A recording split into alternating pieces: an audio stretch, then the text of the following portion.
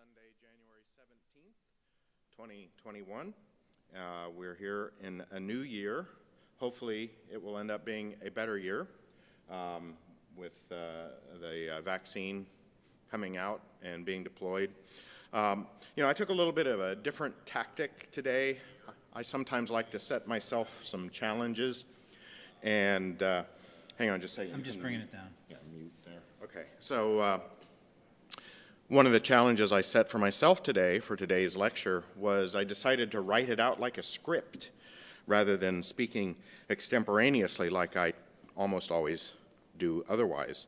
Problem with that is, as a writer, you're never happy with what you write. You always want to make last-minute changes, so I'm a couple minutes late today making some last-minute changes. Not only that, but I was so enthusiastic about this topic that I think I've gone over my allocated time period, so we'll have to split this into two, maybe finish it next time. So I want to welcome everybody who's tuned in live, and thank you explicitly. Also, thank you to the folks who will be viewing this later. We are here thanks to the generosity and cooperation and support of the DuPage Unitarian Universalist Church. We've been doing Science Sunday, Mike, 8 years? Nine? I think we're in our 9th year now. 9th year, yeah. And I've been with it for about 8 or 7.5, 8. So it's a long-standing tradition. You can find many of these Science Sunday videos on the website for the Prairie State Humanists, the YouTube channel for the Prairie State Humanists. And then some of the more recent ones that have been done here from the main sanctuary of the church are available on the DuPage Unitarian Church site. You can go back and look at prior lectures. So without further ado, I would like to discuss today the topic of merit, inequality, and discontent in America. Most of you are accustomed to us talking about biology and evolution and cosmology and astrophysics, but I've done a lot of studies in political science, and I thought I would bite off some topics in political science now that the election season is over. Pretty safe to talk about it. So, I believe there'll be no controversy or no, issues at all. It'll be smooth sailing from here on out. I believe that right now, this generation and the next one or two stand upon a precipice. The world is literally in danger. Climate change, ecosystem destruction, monocultures, overpopulation, and many other threats are converging. Emergent diseases is another one. We've talked about some of these issues during prior Science Sundays, but today I want to focus on an entanglement of dangerous political, social, and economic threats that I and others perceive. Other sciences tell us what is real and possible. Climate science, medical science, the science of batteries and energy, ecology and environment, all tell us valuable things about the world that is and the world that might be. However, it takes political will and social action to bring innovations into existence, to leverage what we know for promoting the common good and individual flourishing, and to prioritize our efforts. Political science is, among other things, the science of studying how and why we make rules, grant status and rights, hold one another accountable, and help or hinder one another's flourishing. It tells us about the realities of a political system. It also aspires to guide us in the rulemaking, to explore what is possible. In this way, it is indeed a science. What follows are some thoughts I've sewn together, an enmeshment of politics, economics, and social identity in American identity and a modern America. Now, I'm going to present this in 4 parts, split between 2 programs. Parts 1 and 2 are today. Part 1 talks mainly about the ways in which our system is, in a way, genuinely rigged. Part 2 talks about the punishing ideology of meritocracy. That's what I'll cover today, and I'll leave time for questions and discussion after each part. Next month, I'll start with part 3, which talks about a frightening evolution of conspiracy theory mentality. In part 4, I give a summary and, I hope, some guidance. Now, let's begin. Part 1, the rigged system.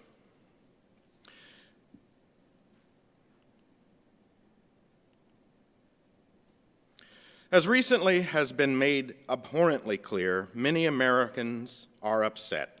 They're very angry enough to break the law or stop our constitutionally lawful processes.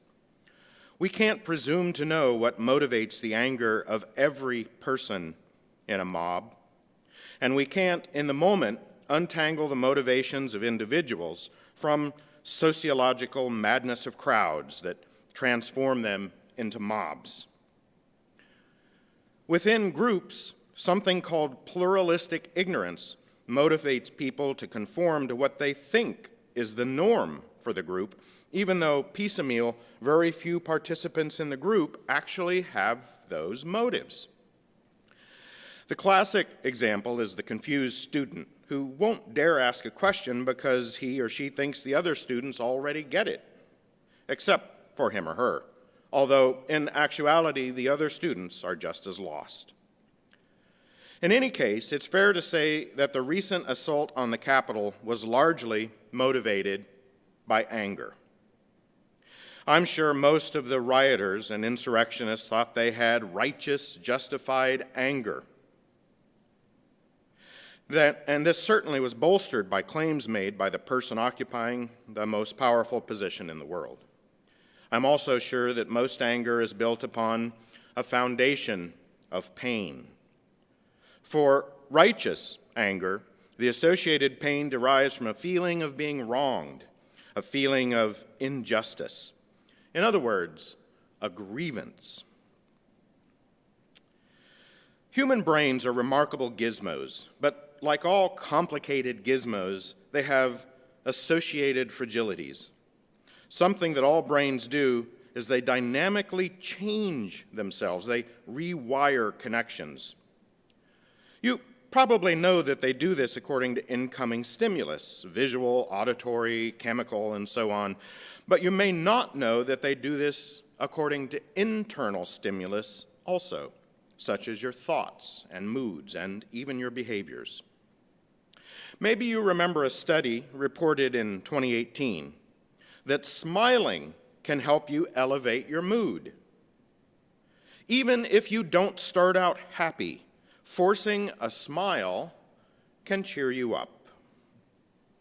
Something similar, but more sinister, happens with grievance. A study by Yale psychiatrist James Kimmel Jr. has found that the brain can literally become rewired by habitual thoughts and emotions associated with grievance. He found that harboring grievance activates the same brain areas as narcotics. And, like narcotics, humans can become addicted to grievance. Grievance is anger about a perceived injustice. But really, what is there to be aggrieved about? Until at least the pandemic hit, America's economy was roaring. Unemployment was at a record low.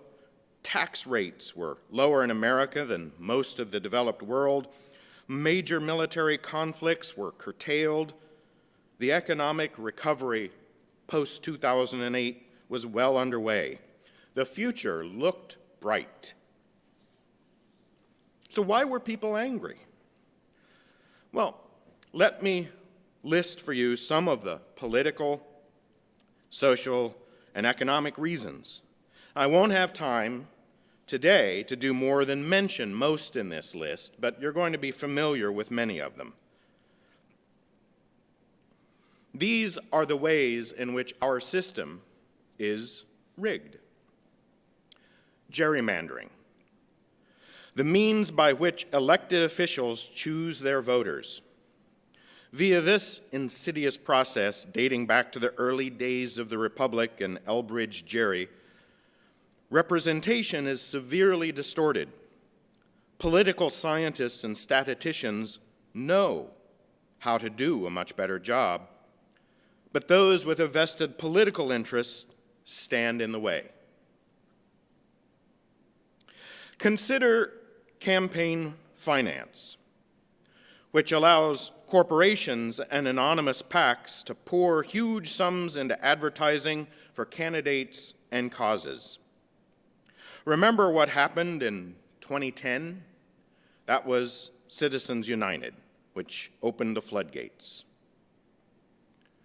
Let's briefly consider institutionalized racism, whereby people of color, especially black people, have worse outcomes in terms of economic, medical, and legal treatment. Black job holders earn about 60% of what white job holders earn.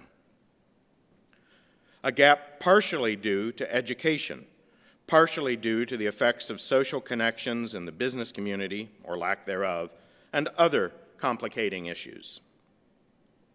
These issues are challenging, but worthwhile to untangle, not least of which because of the injustices that they give rise to. And injustices, I am saddened to say, in our justice system.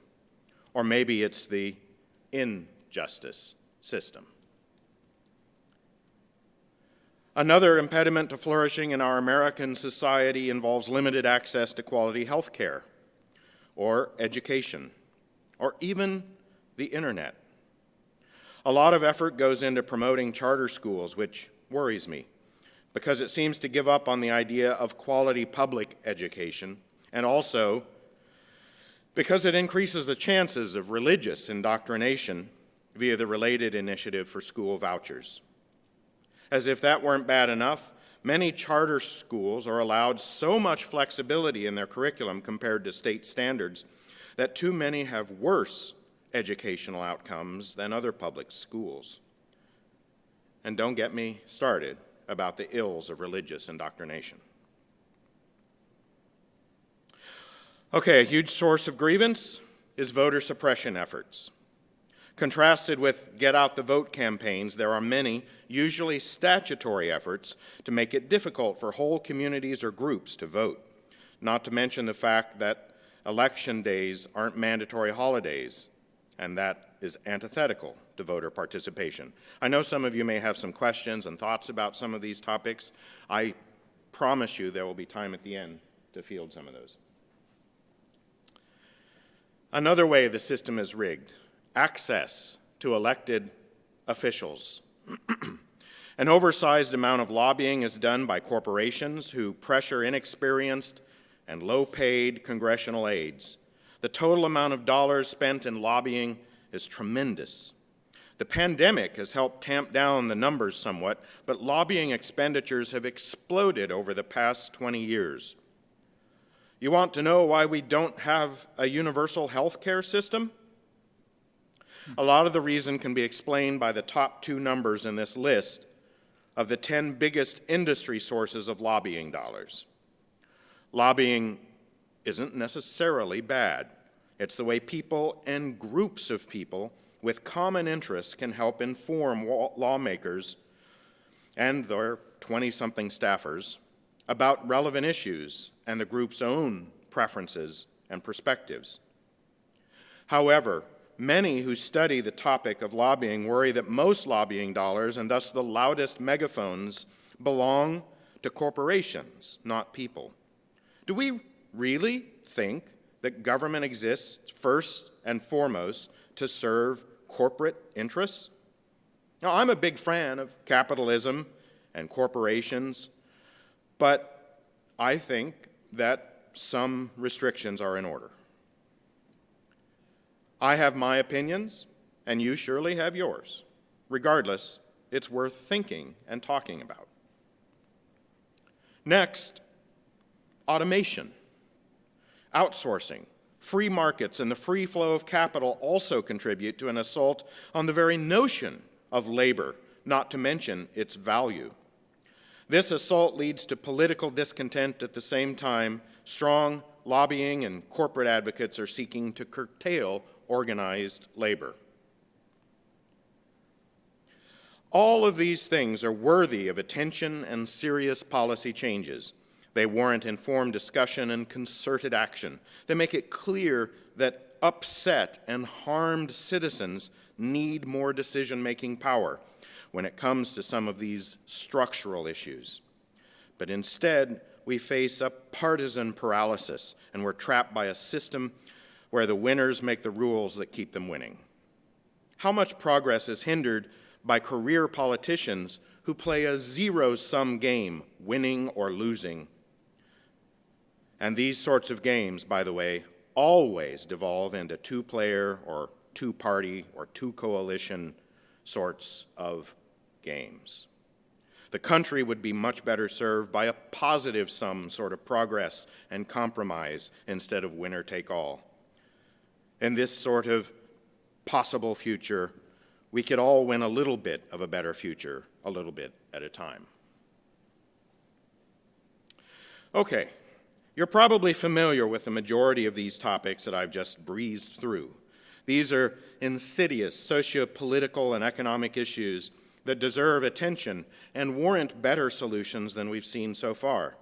The fact that so many possible solutions are mired in political stagnation, well, it's exceedingly frustrating. It's also a side effect of a government designed to be deliberate and slow-moving, one that doesn't lurch from extreme to extreme. But that fact notwithstanding, I still suspect that you agree that we can do better. All right, I'm going to pause there for some questions, and then we'll start with part two after questions and comments. Okay. It seems like, Scott, I'm not sure if they restarted the video a little bit and they had some audio problems because we're kind of far behind on at least what's showing up on my screen here. So we may be a bit behind. There's some, a little bit of talk from Yakaway Tube, talking about lobbying, killed high-speed rail, and lobbying by oil and gas and airlines. But yeah, if you can, try to bring some questions in, and I'll bring them up for Scott. Yeah, even if the video is behind, if people have already asked questions, right. I'm happy to address those. Duverger's law, are you familiar with that? I'm not familiar with Duverger's law. It's Duverger. It holds that single ballot plurality rule elections, such as first past the post, structured within single-member districts tend to favor a two-party system. Yeah, certainly. So I'm not familiar with Duverger's law specifically, but I do know that most electoral contests we have in the United States have a winner and a loser. And that leads to a coalition of the winning side and the losing side. You know, there's something called game theory. And within game theory, if you have a winner-take-all sort of game, you know, you're familiar with those like chess and checkers and whatnot. In those sorts of games, you either win or you lose, right? Well, there are other sorts of games, and games doesn't necessarily mean a game that you sit down at a table and play for leisure, right? A game is a contest with rules, right? And so politics is, by that definition, a game. Well, in games where you either win or you lose, the tendency is for those to devolve into two-party or two-player games, two coalitions. Think about wars. In a war, you either win or lose. Well, in World War II, we partnered with Russia, who is an ideological adversary, and even was back then, right? But because of the win or lose type of game that war is, you see coalitions forming, and it's usually one side versus the other side. And in World War I, when Russia, at the same time that World War I was happening, Russia had a civil war internally. Well, they dropped out of the larger conflict.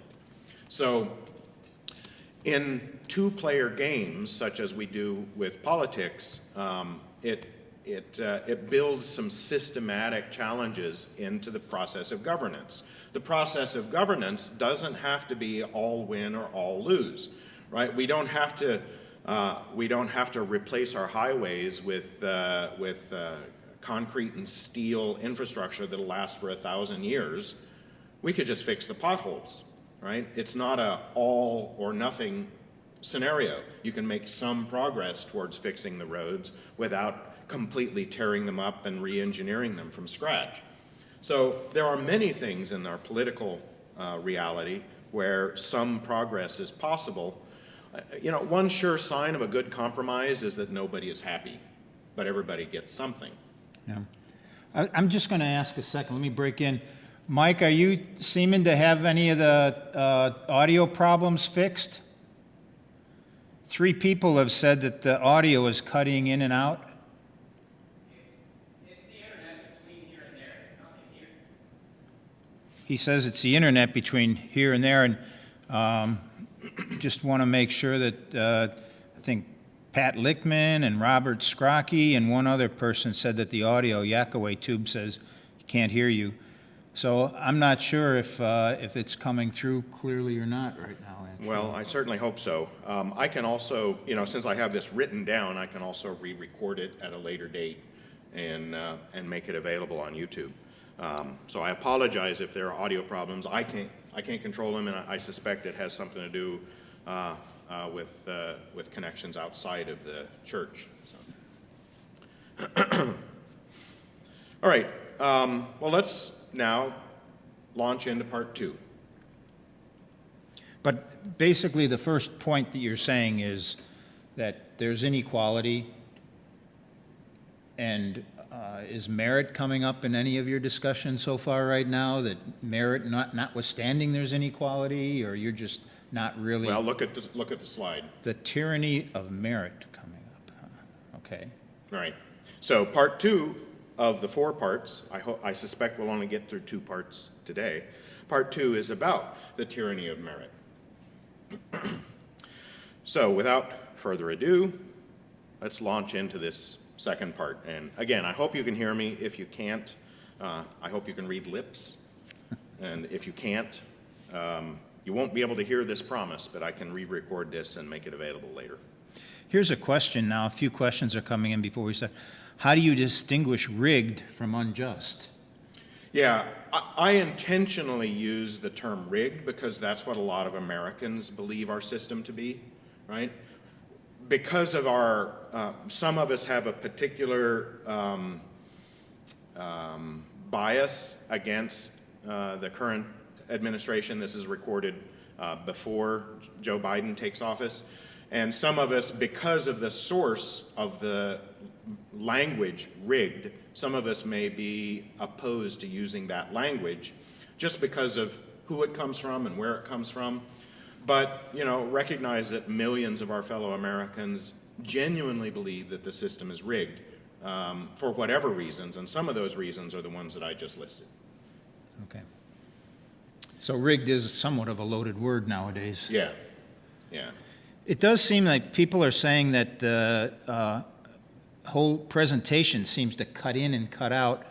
I know that we're back behind what you're actually speaking by a little bit, and so I think it'll play catch-up, but I think that it stops for a minute and then starts again, so we're continually maybe falling farther behind real time in the presentation.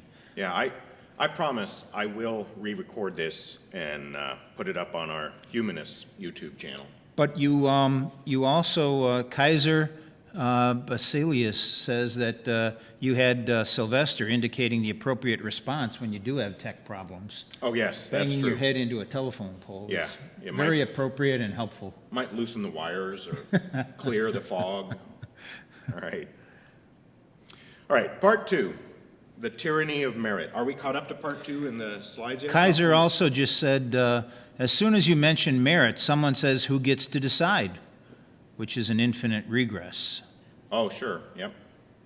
Yeah, that's one of the parts of the tyranny of merit, is how is the selection process adjudicated?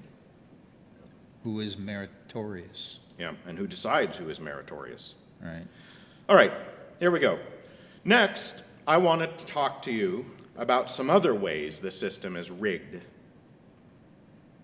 Now, these might be unfamiliar or surprising to you, even shocking. You might disagree. I hope I can persuade you these things are worthy of consideration. In case you would like to check what I say, here are 2 books I've used to help prepare for today's lecture.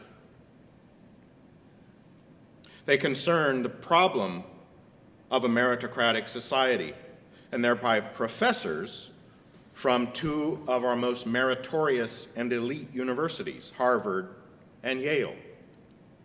Michael Sandel is one of my favorite authors, I should say. I haven't read other books by Daniel Markovits. I don't mean to cast any aspersions on him, but I can say that Michael Sandel, I've read several of his books, and I find them all very thought-provoking, and they have a lot to teach me. In a nation that prides itself on equality, few philosophers expect that there will be equal outcomes. But many believe in equal representation, equal opportunity, equal justice, and in the equal moral worth and dignity of all persons, regardless of pigmentation, plumbing, or politics. Sadly, The 3 Ps? the 3 Ps. Okay. Yeah. Pigmentation, plumbing, and politics. Yeah. Okay. I like alliteration. Sadly, we are still far from that ideal. One thing people count on, though, as a means to equality, is the notion of merit. We have baked the idea of merit into our systems of education, of work, income, and access to privilege and power. The basic idea is that the best rise, in accord with their talents and efforts, to the level of wealth and esteem that they merit. Since the founding of America, there's been an emphasis on enterprise and hard work. This so-called Protestant work ethic has suffused American culture. But in the past 40 years or so, it has become wed to another social moray, the ideology of merit. It's actually a fairly new ideology from a political perspective. President John Kennedy never, in any of his speeches as president, never said, "You deserve," in a political speech. He talked about the common good, though, as in ask what you can do for your country. Today, notions of self-interest, selfish striving, and independent pull yourself up by your bootstraps thinking are more ascendant.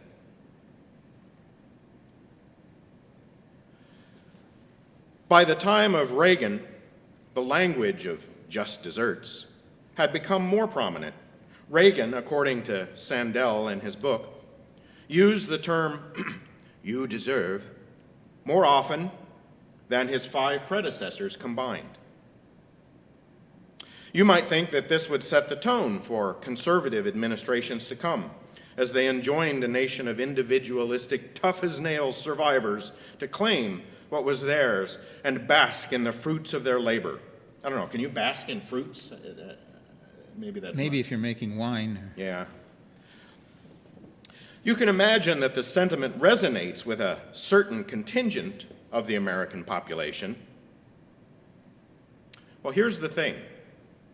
Bill Clinton used the terms related to "you deserve"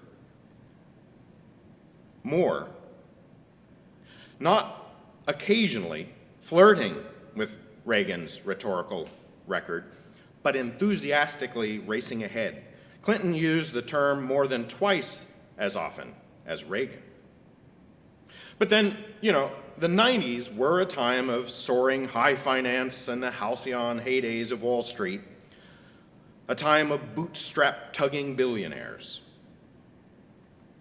All right, our most recent liberal-leaning president, Barack Obama, was faced with an unprecedented financial crisis when he took office. Wall Street malfeasance had nearly wrecked the country as many sought fortunes at the expense of people that were hoodwinked and lied to, taken advantage of. Obama, at last, would bring a sentiment of brotherhood, of shared burdens, and surely a message of equality to the bully pulpit. Barack Obama used the term, "You deserve more than Reagan." He also used it more than Clinton, about 50% more than Clinton.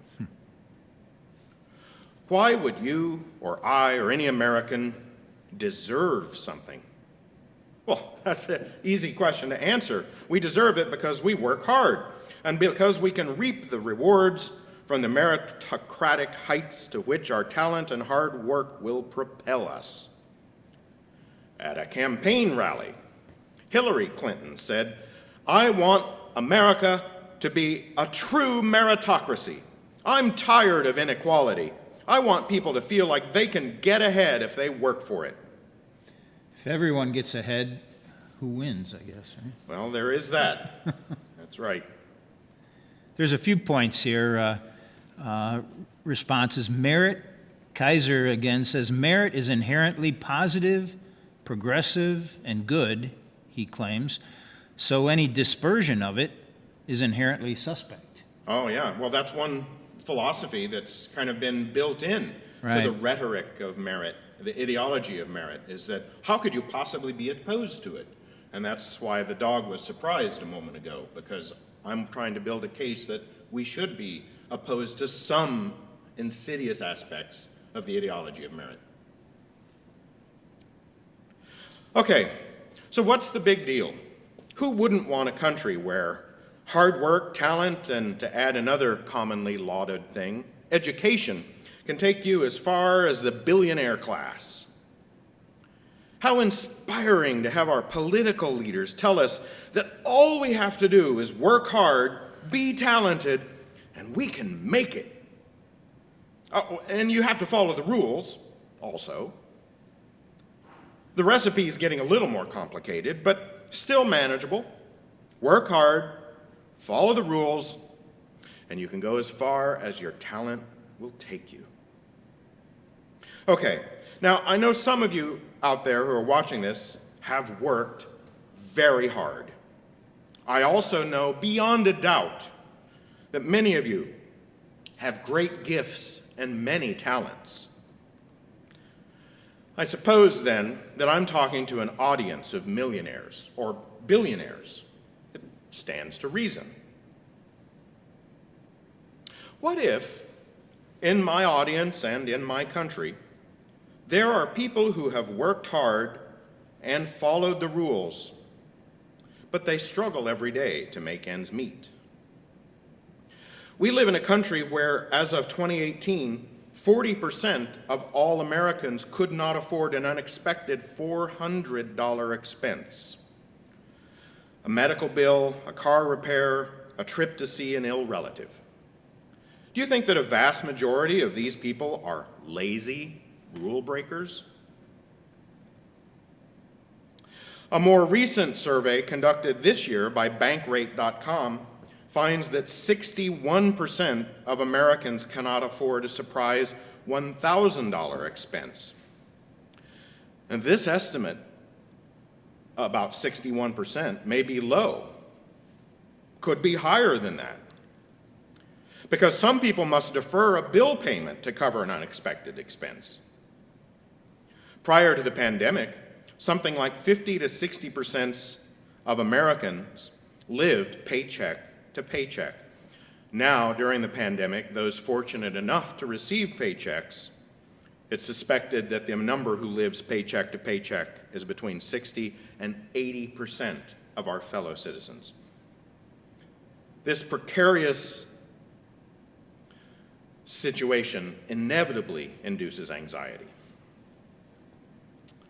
Now, in case you're not among the working poor or the just getting by, try to imagine being in their shoes. Imagine sitting in their living rooms, perhaps with bills piled on a table nearby, kids that need textbooks or sports equipment or even food, and hearing a politician say, if you work hard and play by the rules, you'll be able to rise as far as your talents will take you. How would you feel? I have a hard time pretending to be you, pretending to be somebody else, but I'd wager there'd be a feeling of grievance, a feeling that the system lied to you or betrayed you, that the system is rigged. 2/3 of Americans lack a college degree. Now, here's a rhetorical question I encourage you to answer honestly to yourself. How do you feel about that? How do you feel about 2/3 of your fellow citizens not being college educated?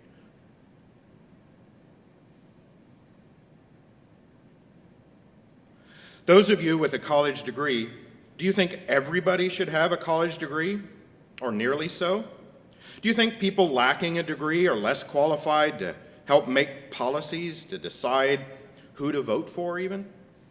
Are they less competent citizens, bringing lower caliber thinking and suspect attitudes? Those of you without a college degree, do you think people with a degree are humble and gracious? Are you frustrated by job openings, many of which you could fill, but which use as a sieve, a filter, the frustrating phrase, college degree required? Do you feel represented and important to your government?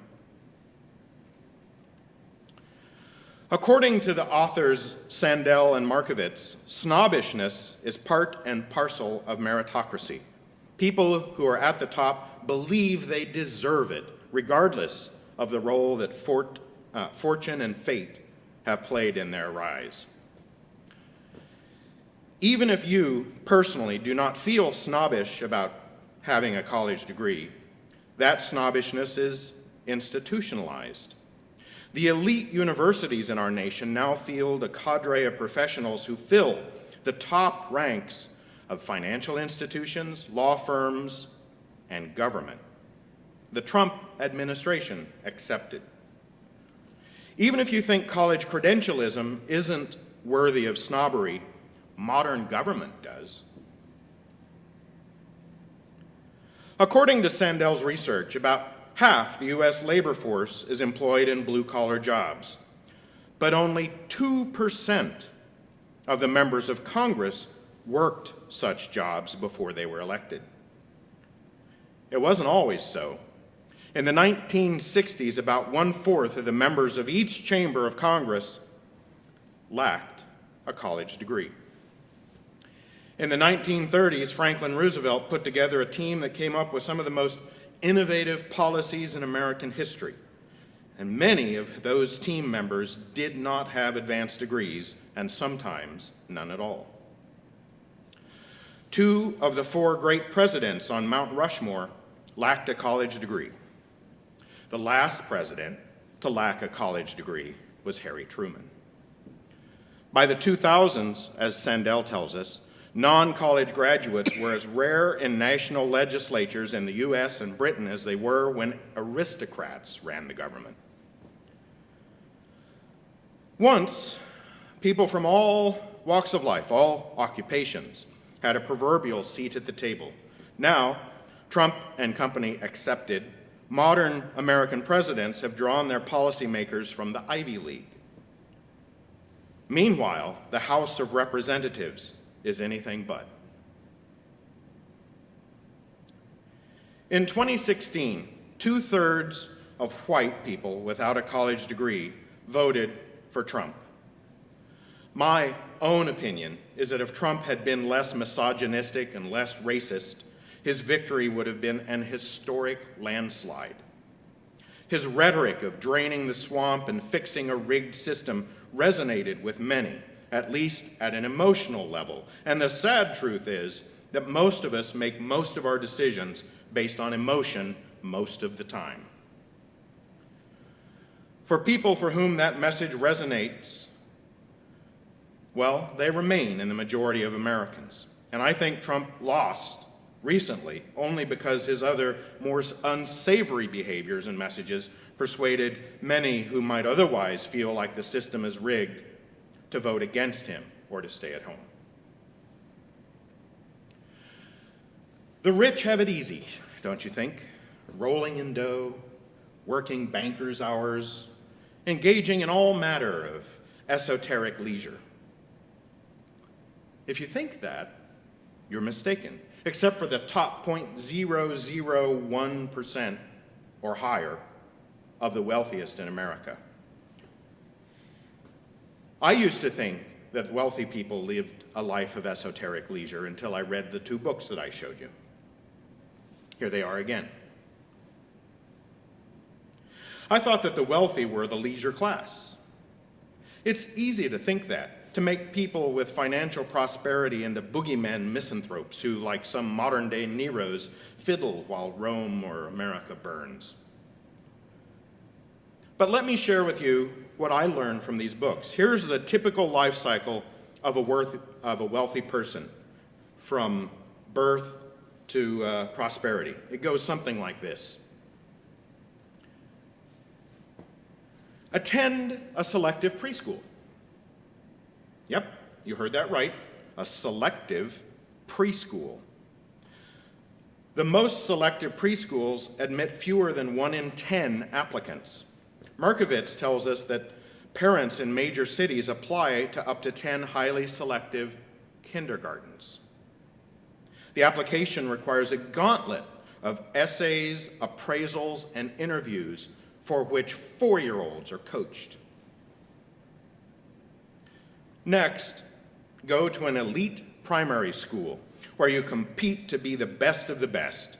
You get tutors, life coaches, and expensive experiences to pad your college admissions assessments, during which you can volunteer to serve as a page in Congress, providing your own room and board, gaining familiarity with foreign countries, or otherwise undertake a challenging gamut of extracurricular activities. You will get $1,000 an hour college exam prep specialists while studying so much you won't have time to think about anything other than striving. Next, you will apply to an elite college, which just 4 decades ago had an admissions rate of 30% of applicants. During admissions, you might brag, as one young lady did, that she was so dedicated to learning and intellectual conversation that she once talked to a respected high school French teacher for a long time.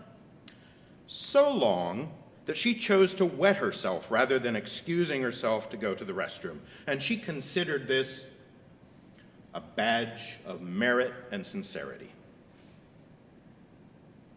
Now, those selective colleges no longer accept the rabble of only 30% of applicants.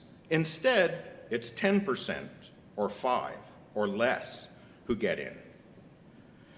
You will study hard, and you will continue to enroll in extracurricular activities and try to get into selective, elite, on-campus clubs that are themselves very hard to get into. You will graduate and get hired by a firm that will give you a 6-figure signing bonus, but they'll expect you to work 80 to 100 hours a week in order to be eligible to climb their ladder.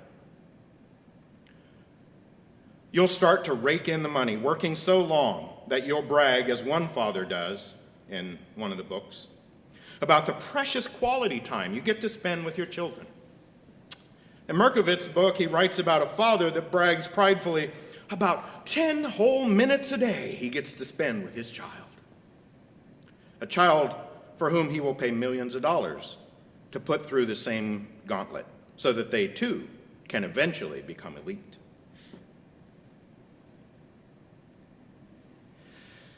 This isn't some made-up fairy tale. It's the truth for many who are in the top 1/10 to 1% of earners in America. We talk about the working poor, and rightly so. But many of us do not think about the psychological and emotional toll of being a person for whom excelling is their social and familial obligation. They excel at preschool, private school, college, and career. They live high-stress, striving lives from cradle to grave. Drug abuse, binge drinking, and thoughts of suicide are common among those in elite and selective schools and institutions.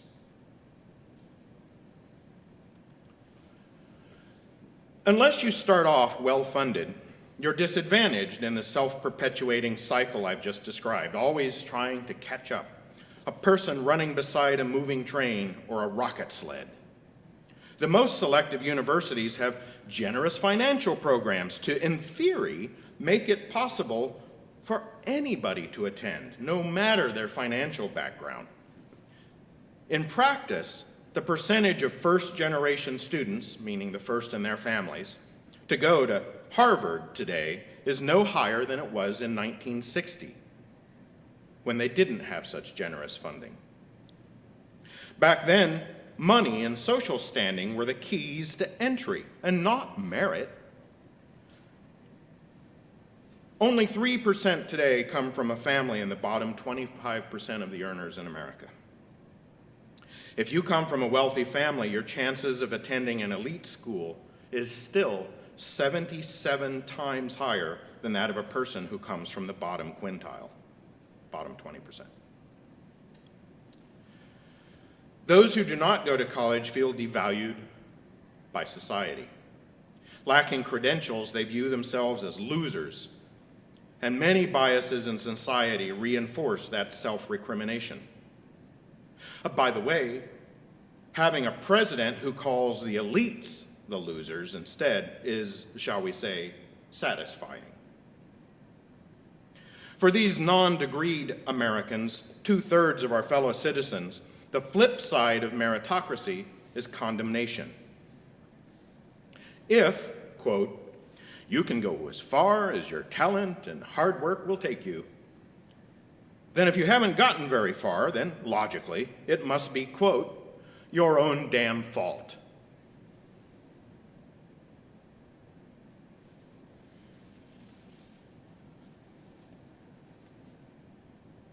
The wealthiest are caught in a meritocracy trap in a different way than the poor. The wealthy are stressed-out strivers programmed from birth to be overachievers. They're the people who live to work, not the ones who work to live. They are increasingly the people who are invited to make social and government policy that the rest of us live by. They're the elite corporate lobbyists, the investment bankers, the wizards of litigation who can summon an avalanche of stays, continuances, countersuits, filing fees, and paperwork. They revolve from government to industry and lobbying as they argue before the highest courts. Often they are the court. Not that they don't try to do what they think is good and pro-social. Many, if not most, do. They're not caricatures of sinister self-interest, but they live in a world that has few, if any, interfaces with the majority of the American people. One of the things that's become standard ideology among the governing elite is the idea of free trade and free markets and free finance. By 2017, finance and insurance had become the third largest industry in the United States, just above healthcare. Look no further than that to understand the key reason why we don't have universal healthcare in America. If you look again at this list, you'll see that professions above manufacturing cumulatively account for about $5.5 trillion of GDP. Durable goods manufacturing, where skilled labor was once required, is now only 16% of the top segments of the American economy. Consider also that more and more middle-income jobs, from manufacturing to farming to information technology, are being automated by robots and expert systems. This makes people scared and depressed. Add to this that they're designated as deplorables in flyover states. For many of them, guns may provide a sense of some personal power, and Bibles may offer one of the few promises of a better tomorrow. Do you think the President's Council of Economic Advisors is in touch with this, the majority of Americans? For these people, everybody is after them and the system is rigged. They're likely to perceive immigrants as a threat, foreign lands and foreign peoples as adversaries, trade agreements as a license to ruin their lives, and technology as a force of destruction. They're likely to view the elite as condescending rich people out of touch with reality and, frankly, working against their interests. They see government as more of the same and a whole lot of inaction. What they need are jobs, self-esteem, community esteem, a living wage that can provide for their families. Many of them feel humiliated to have to rely on public assistance. Somebody like Donald Trump comes along and promises jobs, a return of coal and manufacturing, of sticking it to foreign competitors. A politician such as he was, who tells them that what they already know, that the system is rigged. His solutions might have been far-fetched and his sympathies might have been all an act, but at least he spoke an element of their truth. The only other person that did in 2016 was Bernie Sanders. That election cycle was largely a fight between two populists who, though from differing ends of an ideological spectrum, recognized the majority of Americans were hurting and angry. One promised to remake government as a compassionate, monolithic force for social and socialist democratic reengineering. The other promised to tear down the deep state full of condescension and disconnect and bring America back to the point where it was a good place to be a working man or woman, where they could compete on the world stage making a different living, to make America first, to make America great again. I tell you this, my friends, the people who found a champion in these populists are not gone. Just as important, the structural and societal forces that motivate millions of Americans to look for something other than the same old, those same forces are still there. We ignore these forces at our peril and at the peril of our union. The ideology of merit has provided a rhetoric, what Sandel calls the rhetoric of rising. That has been embraced most enthusiastically on the political centrist or center-left, such as Clinton and Obama. The analogy of this rhetoric is that success is a ladder and social policies are best when they enable citizens to climb the ladder. But a greased ladder also makes it easier to slide down. And in this analogy, not much attention is paid to how far apart the rungs are, or how many rungs there are, or how high or low the ladder reaches. Still less attention is paid to the vagaries of luck and the influence of social connections, or the way pre-existing wealth can hoist successive generations of children from affluent families up the ladder, as if in an elevator. According to the message seldom made explicit by this rhetoric of rising, those who are on the bottom rungs are tough out of luck. And I'll say it again, it's their own damn fault.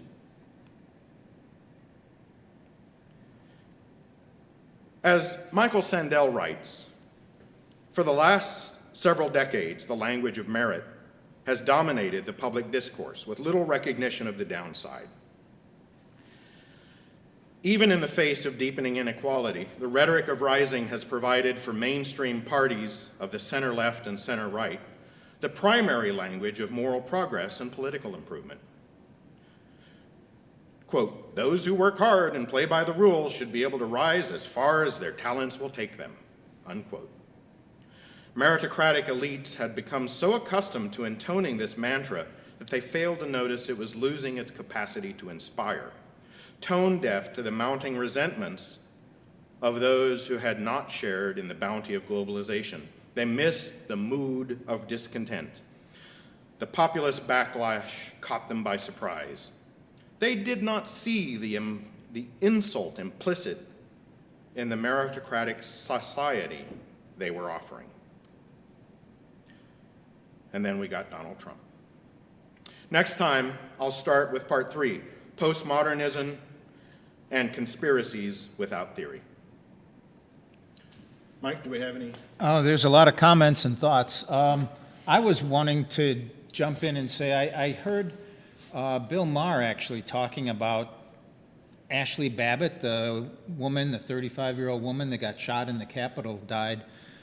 And she was a small business owner. She had a pool cleaning service in San Diego, not far from where Bill Maher lives.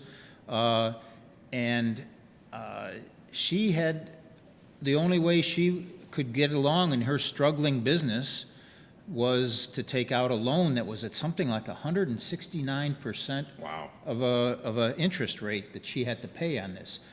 And so he brought up the point that how are you answering needs of these people? She served her country for 14 years or something like that in the Air Force.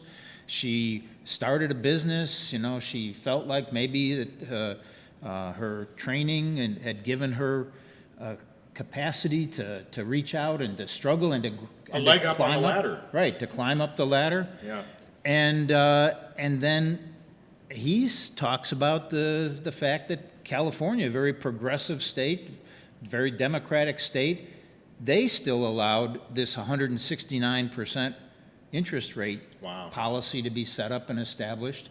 So in some ways, you aren't rewarding people's efforts and so on, and then people get upset and angry and Right. and so on. Yeah. He compares that to him trying for 4 years, he says, in California to get solar panels on his house and not being allowed for different reasons of regulatory reasons and different things being set up too.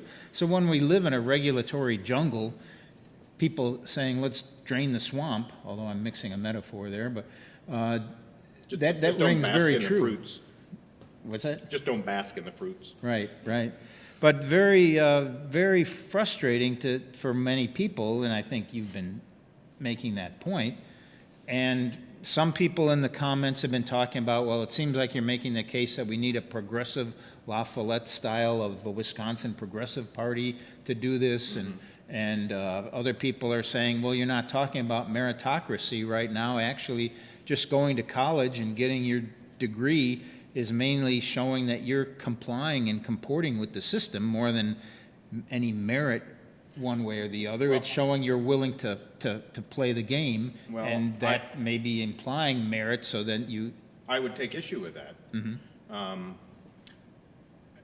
Those who are fortunate enough to have a college degree and the accompanying, debt, et cetera, that goes along with it, I think the person in the comments may not have been making this exact point, but that makes me think about the idea that college is a gateway to success in our society. And if that's true, 2/3 of all Americans haven't gone through that gateway. So are we justified in saying, tough luck? It's your own fault that you didn't go to college, right? We know that a college education is not an indicator of intelligence, of moral rectitude, of the ability to work hard and persevere or be creative. And the fact that our system has been set up such that not just a college degree, but a degree from an elite school is your ticket to entry to the governing class is disquieting. Yeah, and I agree. I work in a tool and die shop, precision machining facility in which no one really there has gone on to college of the people I work with. I work daily with many people who, some went to trade school after high school or a trade school in lieu of high school.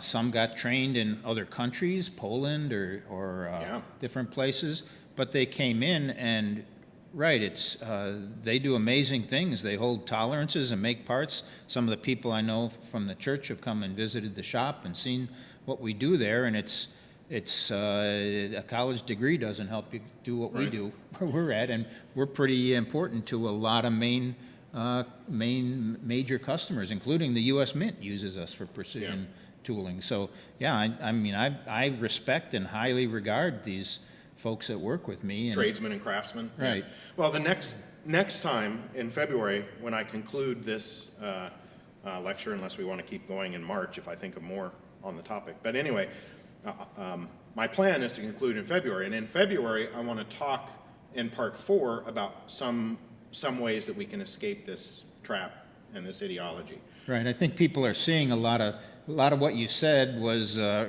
rose a lot of emotions in people. Kaiser says, work hard is good and play by the rules is bad. Or climbing a broken ladder isn't really merit, right? If you're on a broken ladder and you're just doing what people tell you to do, that's not necessarily merit, that's playing the game. Or if you know, another analogy that's used in the book is if you're in an escalator that lets you off on the top floor or the top rung, you know, is that fair?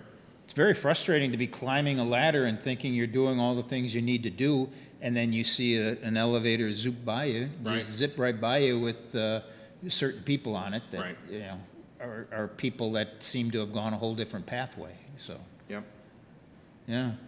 A lot of comments. We've had about 36 people watching today, which is nice.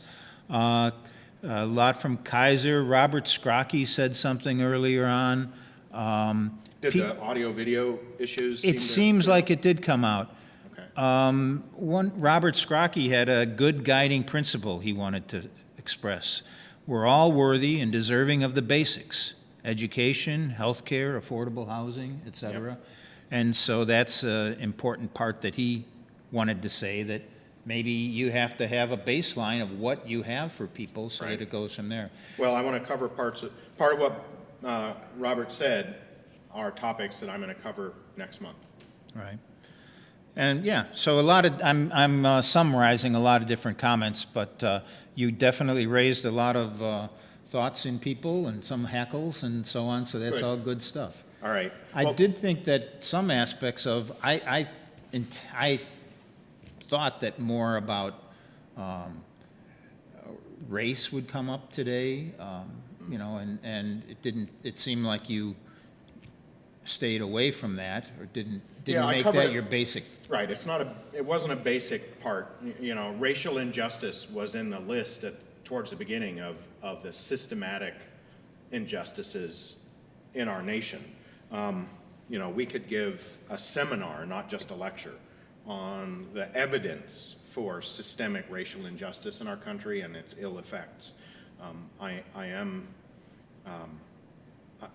appalled and heartbroken by some of those, perhaps all of those injustices. But I couldn't make that the focus of today because I wanted to get through what we did get through with Tyranny of Merit. Right. Well, very interesting. Yeah, compelling topic, and I think it's not as easily answerable as, you know, how do you mix this vaccine in this arm and cure somebody's COVID-19 or something like that. So it's a challenging topic, and kudos to you for taking it on. It's not an easy one. Yeah, thank you. Thank you to those who tuned in. Thank you for those who will view this later. Tune in again next month for part 2, which is discussion parts 3 and 4. So, great. Thank you. Thanks a lot. Thanks, Mike.